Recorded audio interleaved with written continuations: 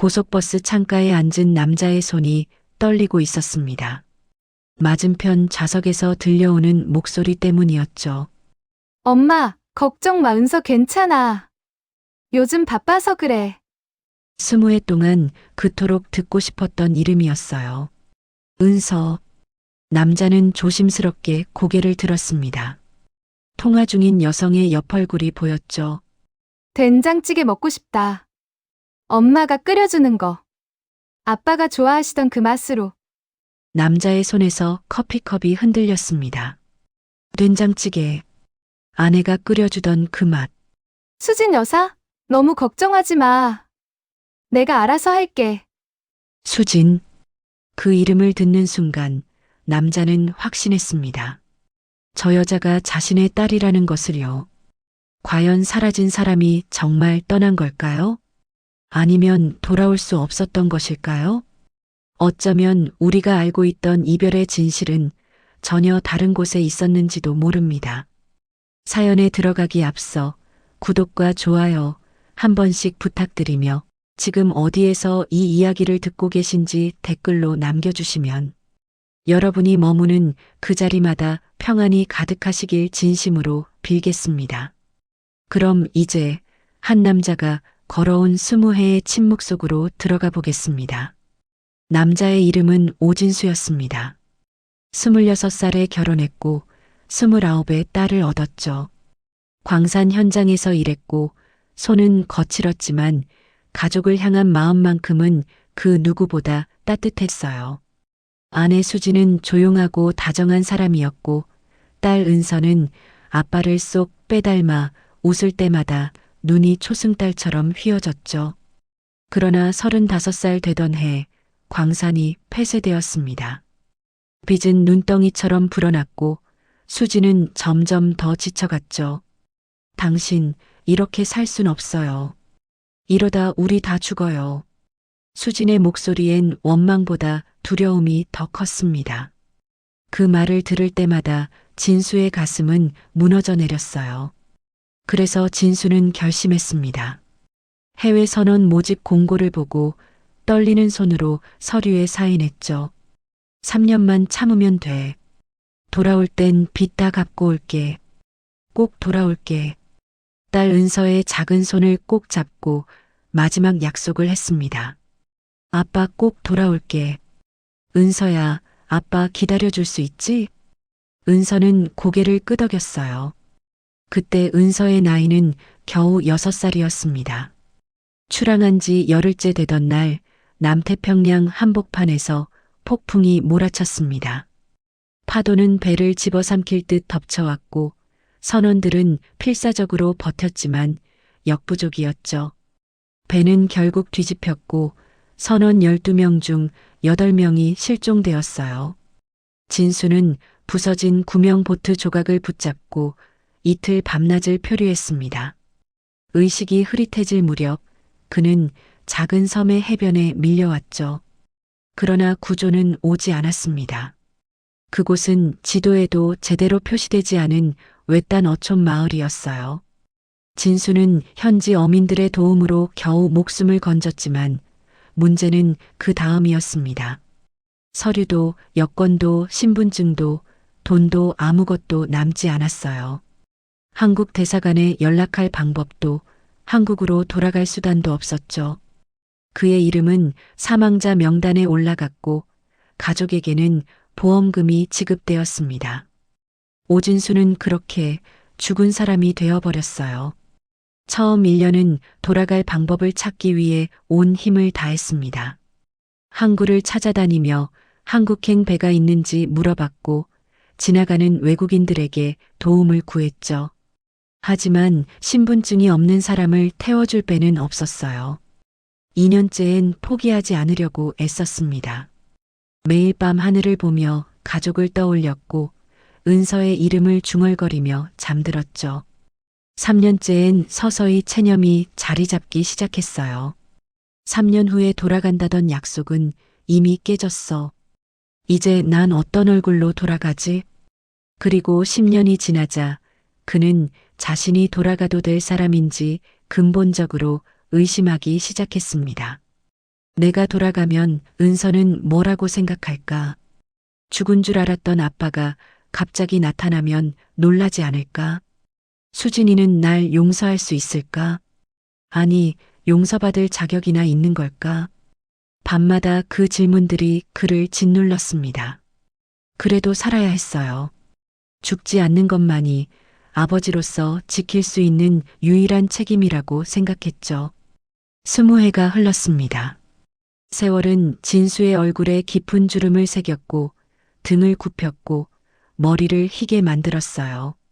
마침내 한국행 화물선에 밀항할 기회가 생겼을 때 진수는 주저없이 올라탔습니다. 컨테이너 틈새에 몸을 숨기고 사흘을 버텼죠. 항구에 도착했을 때 그는 55살이 되어 있었어요.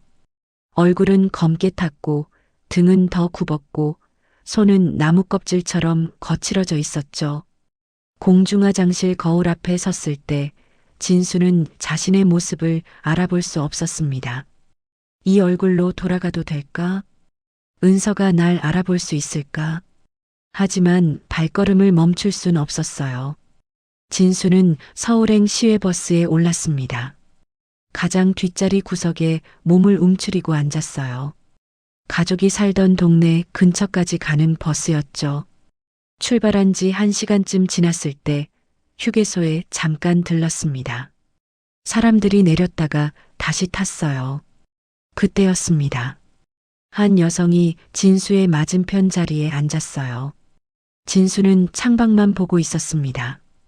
버스가 다시 출발하고 얼마 지나지 않아 그 여성의 핸드폰이 울렸습니다. 여보세요? 엄마. 진수는 움찔했어요.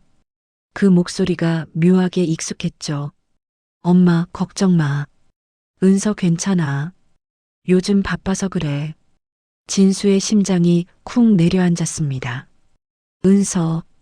그 이름을 듣는 순간 온몸이 얼어붙었어요. 응, 나 괜찮아.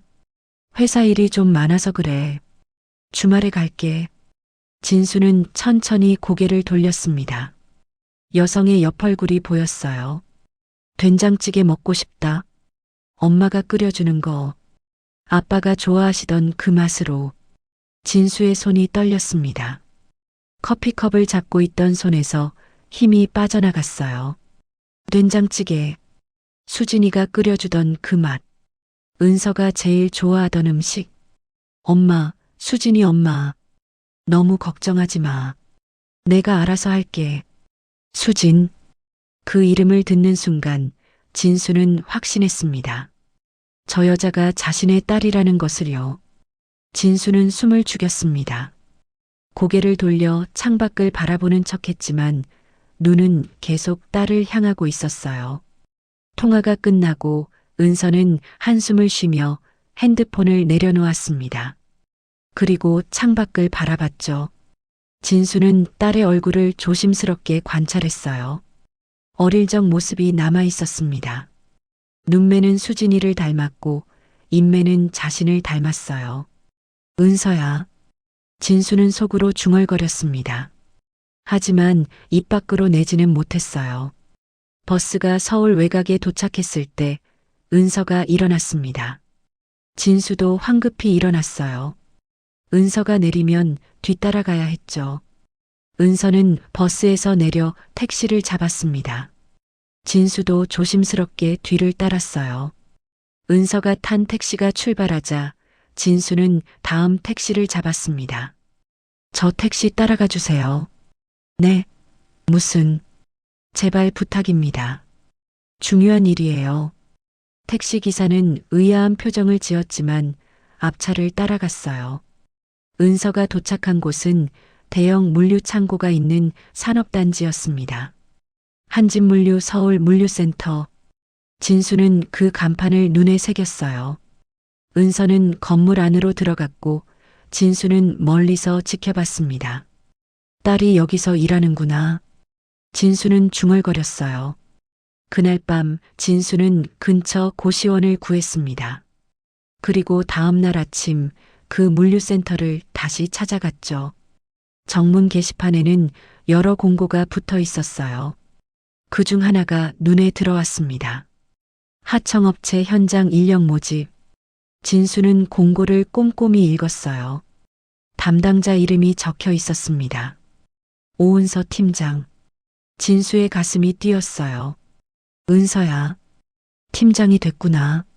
일주일 뒤 진수는 그 회사 물류창고에 첫 출근을 했습니다. 학력란은 비워두었고 경력란엔 현장 노동 20년이라고만 적었죠. 면접은 없었습니다. 하청업체 소속 단순 인력이었기 때문이에요. 첫날 그는 딸을 봤습니다. 헬멧을 쓰고 태블릿을 들고 현장을 점검하는 모습이었어요. 키는 훌쩍 컸고 걸음걸이는 단단했고 목소리는 또렷했죠. 적재 높이 규정 꼭 지켜주세요. 사고 나면 다 책임 못 집니다. 진수는 고개를 깊이 숙인 채 대답했습니다. 예, 알겠습니다. 은서는 그를 스쳐 지나갔습니다. 단 한 번도 그를 쳐다보지 않았어요.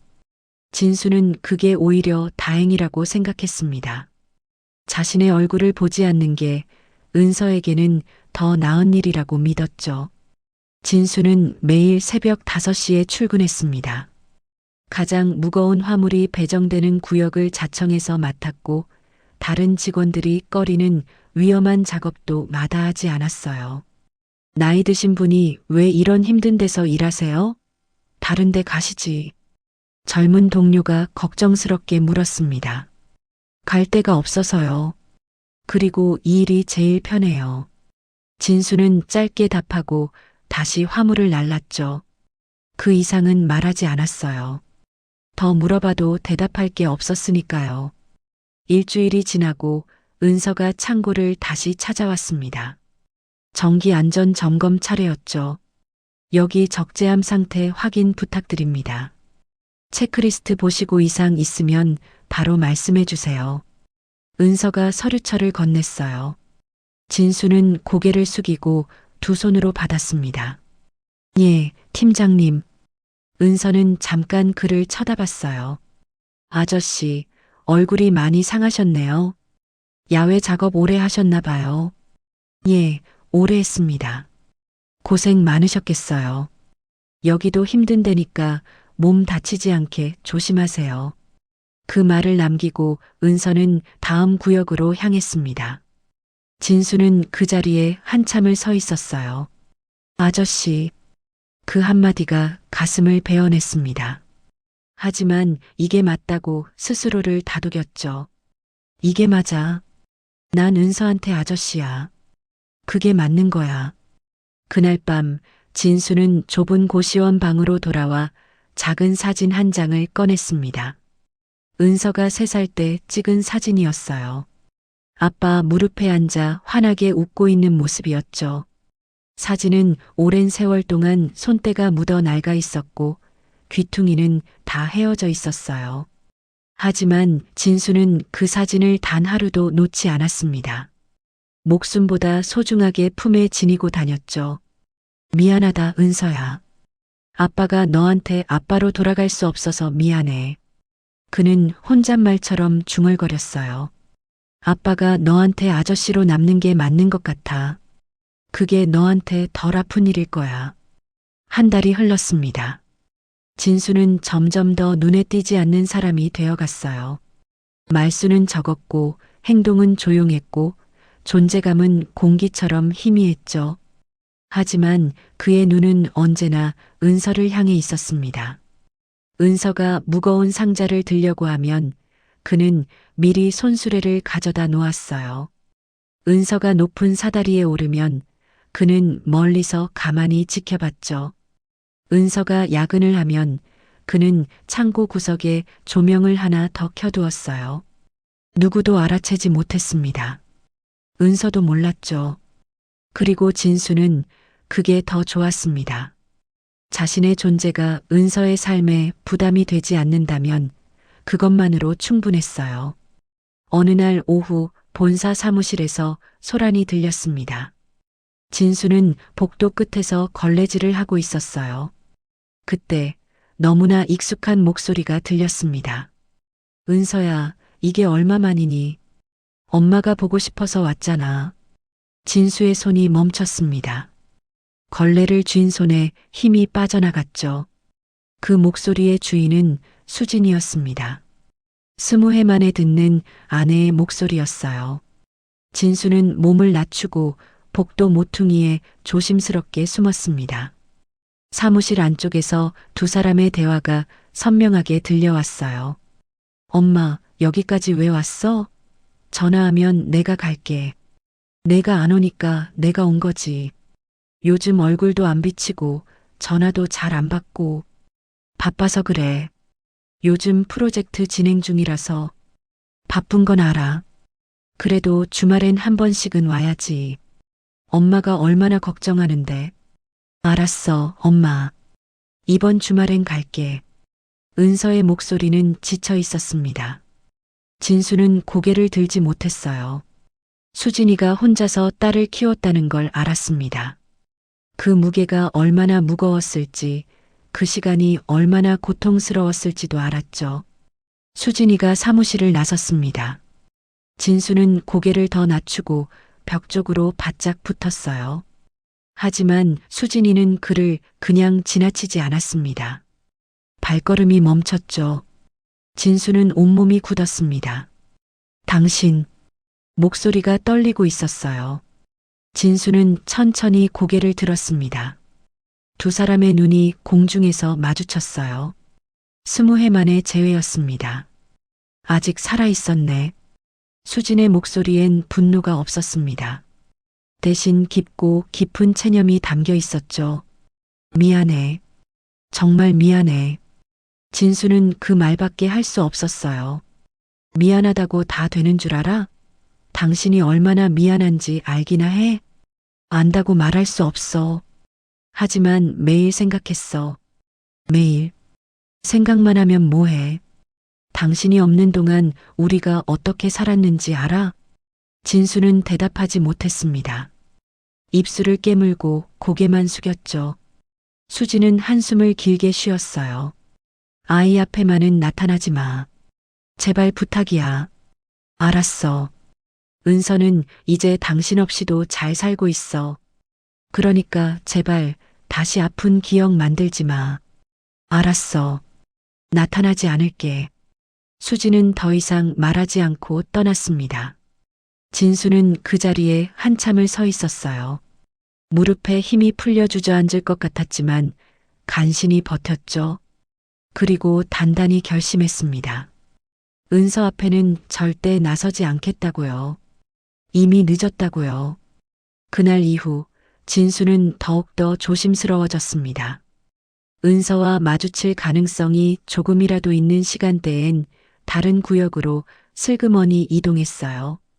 점심시간엔 구내식당 대신 창고 뒤편 구석에서 혼자 도시락을 먹었죠. 퇴근 시간도 1시간 늦췄습니다. 은서가 먼저 회사를 나간 뒤에야 나가기 위해서였어요. 하지만 그의 눈은 여전히 은서를 지켜보고 있었습니다. 아니, 지켜보는 것을 넘어서 조용히 보호하고 있었죠. 매일 아침 은서가 점검하는 구역의 장비를 누구보다 먼저 확인했어요. 나사가 풀린 곳이 있으면 조였고, 기름이 부족한 곳이 있으면 채웠고, 녹슨 부분이 있으면 기름칠을 해뒀죠. 바닥에 떨어진 못이나 날카로운 쇠붙이, 파편도 미리 치웠어요. 은서가 지나다닐 통로는 언제나 깨끗했습니다. 어느 날 적재함 상단 볼트가 심하게 헐거워진 것을 발견했습니다. 방치하면 화물이 무너져 내릴 위험이 충분했어요. 진수는 망설이지 않고 사다리를 올랐습니다. 높이는 6m가 넘었고 안전장비는 없었죠. 어르신, 이 나이에 그렇게 높이 올라가시면 위험한데요. 제가 할게요. 젊은 동료가 말렸지만 진수는 고개를 저었어요. 괜찮아요. 제가 할게요. 나이 먹었어도 이런 건 할 수 있어요. 그는 조심스럽게 사다리를 올라가 볼트를 새 것으로 교체하고 천천히 내려왔습니다. 손은 떨렸지만 마음만큼은 편했어요. 은서가 다칠 위험을 하나 줄였다는 생각에 가슴이 따뜻해졌죠. 그러나 모든 것이 조용하게만 흘러가진 않았습니다. 회사는 비용 절감을 이유로 안전 점검 주기를 한 달에서 2달로 늘렸어요. 낡은 장비 교체 예산도 대폭 삭감되었고 필수 부품조차 제때 교체되지 않았죠. 은서는 본사의 개선 요청 보고서를 여러 차례 제출했지만 번번이 반려되었습니다. 현장에서 알아서 조심하면 되잖아요. 그렇게까지 예산 쓸 필요 있어요? 본부장의 답변은 무책임하기 짝이 없었어요. 은서는 분노했지만 평사원이 할 수 있는 일은 많지 않았죠. 진수는 그 모든 과정을 멀리서 지켜봤습니다. 그리고 조용히 아무도 모르게 움직였어요. 본사가 교체하지 않는 부품은 자기 돈을 털어서 사서 몰래 교체했습니다. 점검 기록이 누락된 구역은 야간에 혼자 남아서 꼼꼼히 점검했죠. 안전망이 부족한 위험 구역엔 임시로 펜스를 쳐두기도 했어요. 누구도 눈치채지 못했습니다. 은서도 동료들도 심지어 본부장도 몰랐죠. 진수는 그냥 창고 한 구석에서 묵묵히 일하는 늙은 노동자일 뿐이었어요. 석 달이 흘렀습니다. 여름 장마가 시작되었어요. 비는 며칠째 멈추지 않았고 창고 지붕 곳곳에서 빗물이 새기 시작했습니다. 배수구는 막혔고 바닥엔 물이 고이기 시작했죠. 이거 방치하면 정말 큰일 나요. 전기 합선되면 화재 날 수도 있어요. 은서가 다급하게 본부에 다시 보고했습니다. 하지만 돌아온 답은 여전히 똑같았어요. 비 그치면 처리하세요. 지금 당장 예산 쓸 수 없어요. 은서는 전화를 끊고 책상을 세게 쳤습니다. 대체 언제 사고 나야 정신 차리는 거예요? 사람 죽어야 움직이는 거예요? 그날 밤 진수는 혼자 창고에 남았습니다. 손전등을 들고 낡은 사다리를 타고 지붕으로 조심스럽게 올라가 방수천을 여러 겹 덮었어요. 비는 계속 쏟아졌고 옷은 금세 흠뻑 젖었죠. 1시간 넘게 작업을 하고 나서야 간신히 누수를 막을 수 있었어요. 내려왔을 때 그는 심하게 기침을 했습니다. 다음 날 아침 그는 고열에 시달렸지만 그래도 출근했어요. 괜찮으세요? 얼굴이 너무 안 좋아 보이는데 병원 가보셔야 하는 거 아니에요? 동료가 걱정스럽게 물었습니다. 괜찮아요. 감기 기운이 좀 있는 것 같은데 약 먹으면 나을 거예요. 진수는 억지로 웃으며 답했어요. 그날도 은서는 창고를 점검했고 누수가 신기하게 멈춘 것을 확인했죠. 지붕 손본 것 같은데 본사에서 언제 사람 보낸 거지? 은서는 고개를 갸웃했지만 더 이상 신경 쓰지 않았습니다. 진수는 멀리서 그 모습을 보며 조용히 미소 지었어요. 다행이다. 이제 안전하겠지. 가을이 왔습니다. 진수의 몸은 점점 더 쇠약해져 갔지만 그의 헌신은 멈추지 않았어요. 새벽마다 일찍 나와 화물 적재 상태를 확인했고 위험한 구역이 있으면 미리 표시해뒀죠. 은서가 지나다닐 계단은 항상 미끄럽지 않게 닦아뒀고 은서가 사용할 장비는 미리 점검해뒀어요. 어느 날은 은서가 무거운 서류 상자를 들고 가는 것을 보고 몰래 따라가서 계단 앞에서 기다렸다가 받아들었습니다. 아, 아저씨. 감사합니다. 아니에요. 제가 할 일이에요. 그 짧은 대화가 진수에게는 큰 위로가 되었어요. 그렇게 시간은 흘렀습니다. 은서는 여전히 그를 아저씨라고 불렀고 진수는 여전히 그림자처럼 그녀를 지켰죠. 누구도 그의 정체를 몰랐고 그도 밝힐 생각이 전혀 없었어요. 그는 다만 딸이 안전하고 행복하기를 바랄 뿐이었습니다. 그것만으로도 자신의 삶은 충분히 의미가 있다고 믿었죠. 어느 날 밤 진수는 혼자 고시원 방에 앉아 창밖을 바라봤습니다. 은서야, 아빠가 너한테 아빠라고 불릴 자격은 없지만 그래도 너를 지킬 순 있어.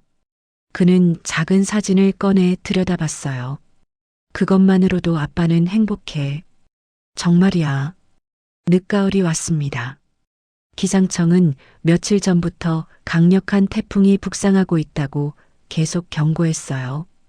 특히 강한 비바람이 예상되니 야외 작업을 자제하고 노후 시설물을 꼼꼼히 점검하라는 안전 권고가 각 기업에 내려졌죠.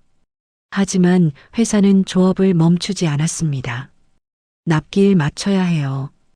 비 온다고 매번 쉴 순 없잖아요. 손해가 얼마인데요? 본부장의 지시는 단호했어요. 은서는 강하게 반발했습니다. 적재대 노후 상태 보고서 이미 3번이나 올렸잖아요. 강풍 불면 정말 무너질 수 있어요. 인명사고 나면 어떻게 하려고요? 그럼 점검 한 번 더 하세요. 문제 없으면 작업 진행하는 거예요. 알아서 하세요. 본부장은 책임을 고스란히 현장에 떠넘겼죠. 은서는 분통이 터졌지만 할 수 있는 건 한 번 더 점검하는 것뿐이었어요. 은서는 현장을 다시 꼼꼼하게 점검했습니다. 진수도 그 구역 근처에 있었어요. 아저씨, 이 구역 오늘 작업 전면 금지예요. 태풍 지나갈 때까지 절대 들어오지 마세요. 위험해요. 알겠습니다, 팀장님. 조심하세요. 진수는 물러났지만 눈은 계속 적재대를 향하고 있었어요. 구조물 연결부 여러 곳에 금이 선명하게 가 있었습니다. 오래전부터 방치되어 온 균열이었죠. 진수는 본능적으로 느꼈습니다. 이건 정말 위험해. 바람만 강하게 불어도 무너질 거야. 오후 3시 먹구름이 몰려오더니 비가 거세게 쏟아지기 시작했습니다. 바람도 점점 강해졌어요. 은서는 현장 전체에 작업 중단을 지시했지만 일부 구역엔 여전히 사람들이 남아 있었습니다. 납기 못 맞추면 우리가 다 책임져야 돼요. 팀장님은 몰라도 우리는 일당 받고 사는 사람들이에요. 하청업체 반장이 고집스럽게 작업을 강행했죠. 은서는 다시 큰 소리로 외쳤습니다. 지금 당장 대피하세요. 이건 요청이 아니라 명령이에요. 그때 삐걱거리는 섬뜩한 소리가 들렸습니다. 적재대 상단 볼트가 심하게 흔들리고 있었어요. 은서는 직감적으로 달려갔습니다. 다들 비켜요. 빨리 나와요. 사람들은 뒤늦게 심각성을 깨닫고 움직이기 시작했어요. 하지만 바람은 더욱더 강해졌고 적재대는 서서히 한쪽으로 기울기 시작했습니다. 무너진다. 빨리 뛰어요. 누군가 비명처럼 소리쳤어요. 그 순간 은서는 한 가지를 깨달았습니다. 적재대 바로 아래 아직 한 명이 남아 있었어요.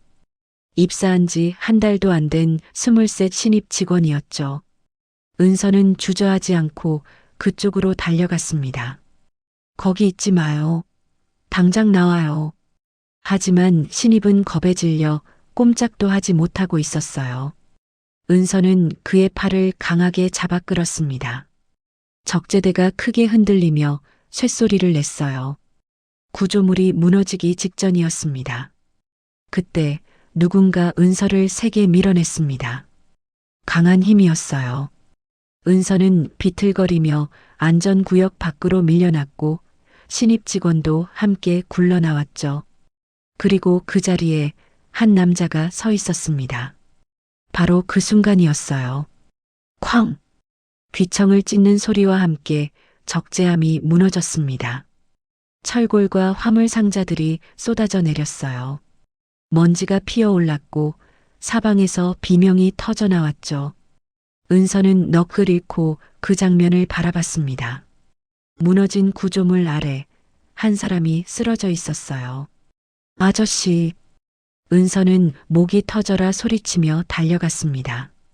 진수는 무거운 철골에 깔려 있었어요. 얼굴은 피로 범벅이었고 숨은 가빠졌고 의식은 희미했죠. 아저씨, 정신 차려요. 구급차 불렀어요. 조금만 버텨요. 제발요. 은서는 떨리는 손으로 그의 손을 꽉 잡았습니다. 그 손은 차갑고 거칠었어요. 진수는 천천히 눈을 떴습니다. 그리고 은서를 바라봤죠. 괜찮아, 은서야. 진수는 희미하게 웃었어요. 그 순간 은서의 몸이 얼어붙었습니다. 은서야. 팀장님이 아니라 은서야. 뭐라고요? 지금 뭐라고 하신 거예요? 괜찮아? 다치지 않았지? 진수의 손에서 무언가 떨어졌습니다. 비에 젖은 작은 사진 한 장이었어요. 은서는 본능적으로 그 사진을 집어들었습니다. 비에 흠뻑 젖어 흐릿했지만 내용은 충분히 알아볼 수 있었어요. 어린 여자아이가 한 남자의 무릎에 앉아 환하게 웃고 있었습니다. 그 여자아이는 자신이었어요. 그 남자의 얼굴은 은서의 손이 떨렸어요. 심장이 멎는 것 같았죠. 이게 대체. 은서는 사진을 들여다보다가 고개를 들어 진수를 다시 봤습니다. 진수의 얼굴과 사진 속 남자의 얼굴이 겹쳐졌어요. 젊은 얼굴, 늙은 얼굴. 하지만 눈매는 똑같았습니다. 웃는 모습도 똑같았어요. 아저씨, 당신 설마. 진수는 천천히 눈을 감았습니다. 입가에 미소가 번졌어요. 미안해, 은서야. 아빠가 너무 늦었지? 그 말을 끝으로 진수는 의식을 잃었습니다. 구급차 사이렌이 멀리서 점점 가까워지고 있었어요. 은서는 사진을 움켜쥐고 진수의 손을 절대 놓지 않았습니다. 아저씨, 아니, 아빠. 은서는 더 이상 말을 잇지 못했어요. 목이 메어 소리가 나오지 않았죠.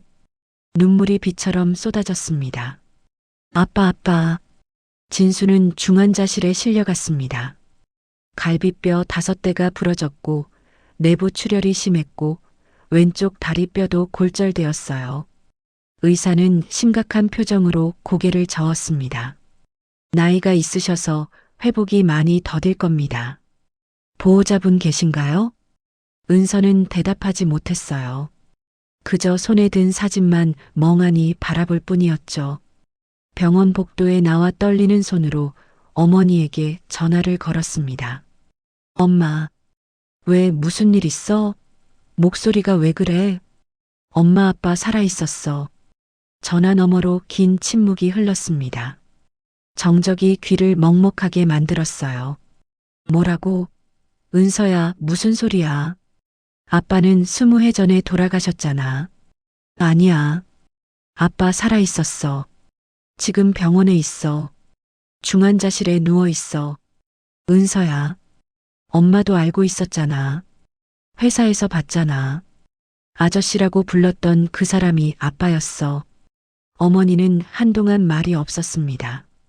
그리고 낮고 떨리는 목소리로 말했어요. 그 사람 만나지 마. 제발 부탁이야. 왜 그렇게 말해? 너한테 상처만 줄 거야. 한 번 떠난 사람은 다시 돌아와도 똑같아. 다시 아프기만 해. 엄마는 그렇게 생각할 수 있어. 하지만 나는 달라. 나는 알아야겠어. 은서는 전화를 끊었습니다. 손이 너무 떨려서 핸드폰을 제대로 잡을 수조차 없었어요. 밤이 깊어졌습니다. 은서는 중환자실 앞 딱딱한 의자에 앉아 있었어요. 손에 든 사진을 계속해서 들여다봤습니다. 사진 속 아빠의 얼굴은 젊고 환했어요. 그러나 병실 안에 누워있는 남자는 늙고 초라하고 지쳐 있었죠. 왜 말 안 했어? 왜 그냥 아저씨로 지낸 거야? 은서는 중얼거렸어요.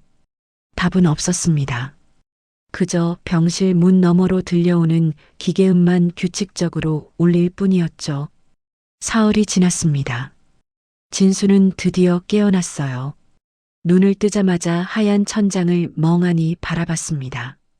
여긴 병원이야. 옆에서 익숙한 목소리가 들렸어요. 진수는 천천히 고개를 돌렸습니다. 은서가 의자에 앉아 있었어요. 눈은 충혈되어 있었고 얼굴은 창백했죠. 은서야.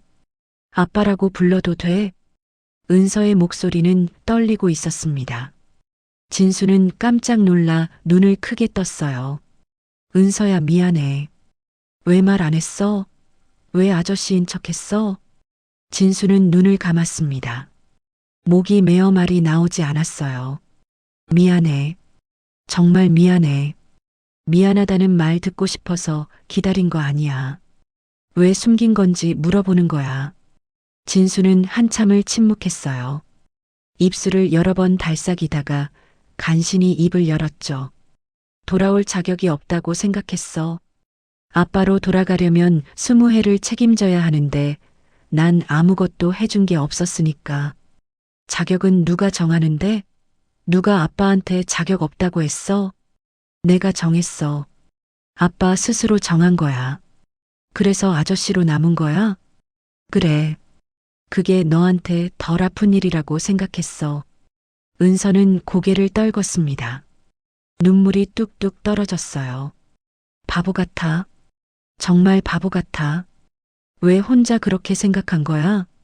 미안해, 은서야. 정말 미안해. 진수는 병실에 일주일 동안 입원했습니다. 은서는 매일 찾아왔어요. 처음엔 말이 별로 없었습니다. 그저 병실 의자에 가만히 앉아 창밖을 바라볼 뿐이었죠. 하지만 이틀째부터 조금씩 질문이 시작됐어요. 어디 있었어? 남태평양 작은 섬에 있었어. 왜 연락 안 했어? 방법이 없었어. 신분증도 없었고, 돈도 없었고, 한국말 하는 사람도 없었어. 그럼 왜 늦게라도 찾아온 거야? 보고 싶었어? 너무 보고 싶었어. 그게 다야? 응, 그게 다야. 대화는 짧았지만 하루하루 조금씩 쌓여갔습니다. 닷새째 되던 날 은서가 물었습니다. 창고에서 한 일들 다 일부러 한 거지? 지붕 고친 것, 장비 점검한 것, 통로 정리한 것. 무슨 말이야? 거짓말하지 마. 다 아빠가 한 거 알아. 진수는 대답하지 않았어요. 은서는 길게 한숨을 쉬었습니다. 왜 그랬어? 그냥 나한테 말했으면 됐잖아. 말할 수 없었어. 왜?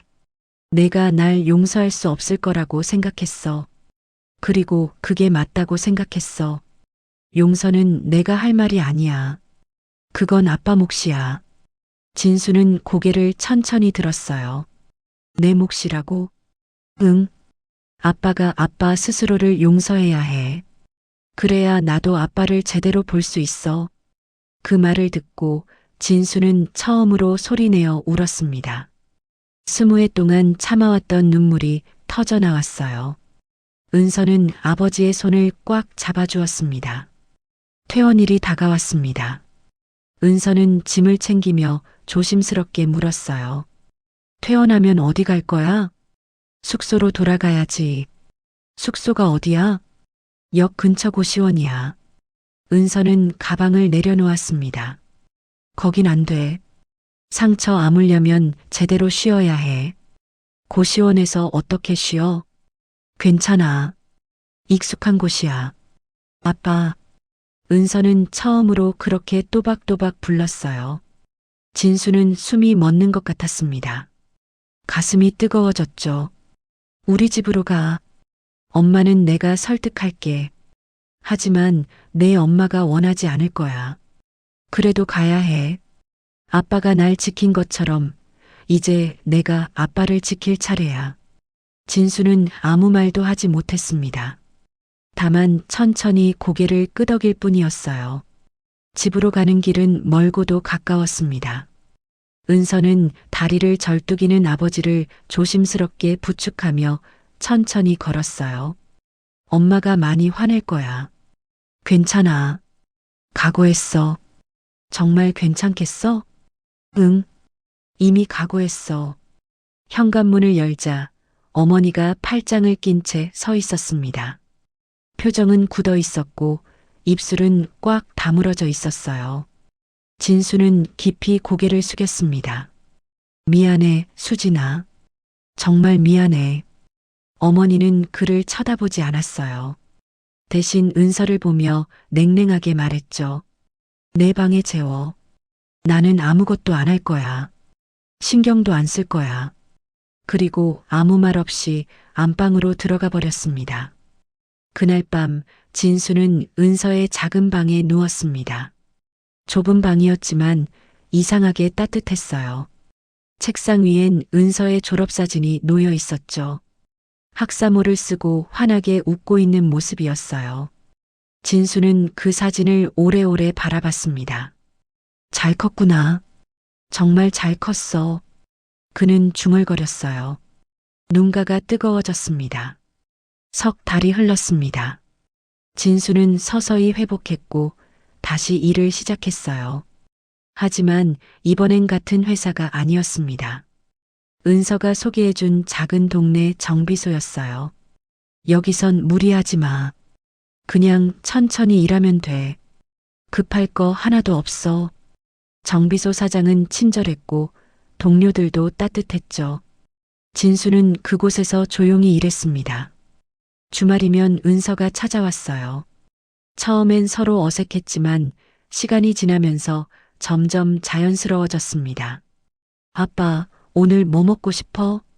아무거나 괜찮아. 아무거나는 메뉴가 아니야. 제대로 말해. 그럼 된장찌개 먹고 싶어? 엄마가 제일 잘 끓이는 건데. 은서는 빙그레 웃으며 말했어요. 진수도 따라 웃었죠. 어머니는 여전히 진수와 말을 거의 섞지 않았습니다. 하지만 된장찌개는 끓여주었어요. 말없이 밥상을 차려주고 말없이 설거지를 했죠. 진수는 그것만으로도 충분했습니다. 용서는 천천히 오는 것이라고 생각했어요. 기다릴 수 있었죠. 어느 날 저녁 세 사람이 함께 밥을 먹고 있을 때 은서가 물었습니다. 아빠, 후회해? 뭘? 떠난 거. 진수는 잠시 생각했어요. 숟가락을 내려놓고 은서를 바라봤죠. 후회하지.